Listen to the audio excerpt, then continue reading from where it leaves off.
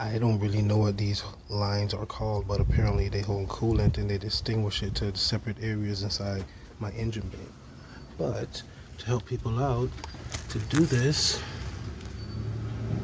first let me tell you, it's this rail is like a coolant rail. That's the best way I can explain it. It's a coolant rail. I don't want to hear you. You gonna hold that intake up until I'm done, okay? Anyway, it's a coolant rail, and it's probably not even a coolant rail, but it looks like a fuel rail. That's a fuel rail right there, and this looks like that. So anyway, it's two bolts on there, two 10mm bolts. One is right there. I don't know if you can see that, and the other is behind this coolant hose. Now this hose here is the reason why I'm about to replace this rail, because in the process of trying to take off, what was it I was trying to take off? Oh, I'm replacing my knock sensors, and trying to do a video for that too. But I'm replacing my knock sensors. I put a little bit too much pressure on the rail and it bust. So those two 10mm bolts, and then you get like a screwdriver, and you just kind of pry it out from right here. But anyway, here's my extraction. I done did all of that. It's still connected to that hose back there, but I did that because I couldn't really twist it off how I wanted to, and I didn't want to snap it. So I feel like this would give me more leverage. I can't do it with two hands, so I'm about to pause it. Huh? If you couldn't hold it with two hands, you would have called Brittany. Yeah, if y'all wasn't here. Anyway, you like a screwdriver and stick it between here and pry it out, or get like a wrench or pliers and grip it, not too much, and just pull it off. Not major, but yeah, this is the piece that broke. Just broke off.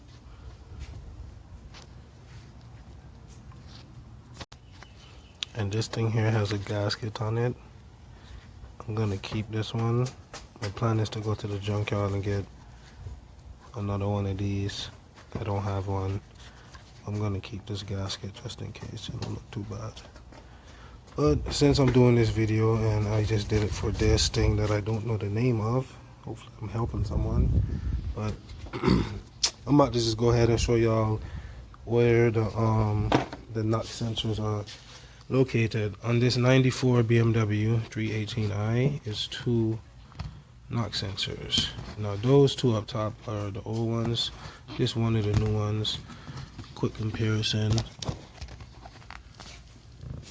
As you can see, the rubber on the other one's completely gone. You can see the wire and everything. But hopefully this fixes my issue. My issue was my car is apparently in limp mode, and it won't go past 4,500 RPM.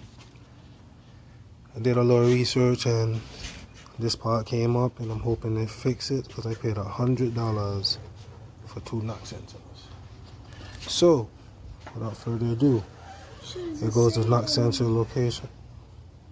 Should have just saved that money. Hey man, sometimes you gotta do what you have to do. You have to do what you have to do. You don't have to use this. All you have to do is just use the van. Hey, the van need work too, okay? Just chill. No. Actually, because this hose is out the way, I can actually get to the back knock sensor pretty easily. Right back here. It goes right there. Can you see my finger right there next to the starter? So I'm about to put that on real quick. Now how I'm gonna do it, I'm gonna start off by putting the 14mm bolt in with it, and I'm gonna start off hand tightening it. I'm gonna try to do this so y'all can see, or if you can see. This hose is in the way. Okay, you can see that next to the starter right there. you just put it on, start hand tightening it, and you want like the wire to come back this way so it can come towards the connector. And that's pretty much it. Like, just get started. For the most part, it's hand tight, and I could come back with the wrench. So Put some torque on it. No, not today.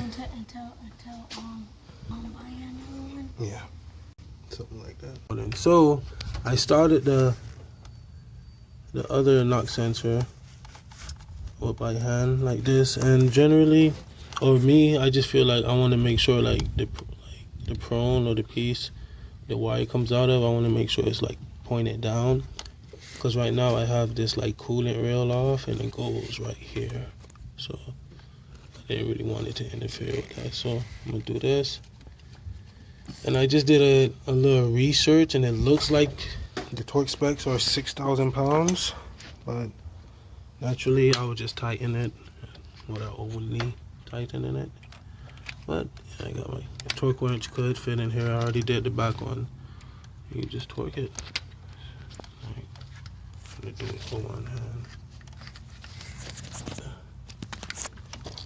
Strip the bolt. There we go. There you go. That's basically how you replace your knock sensors on the 94 BMW 318i. To get here, I had to take off the upper intake, the lower intake, and on the upper intake is 3 bolts. You have 1, 2 on this side, and you have 3 here.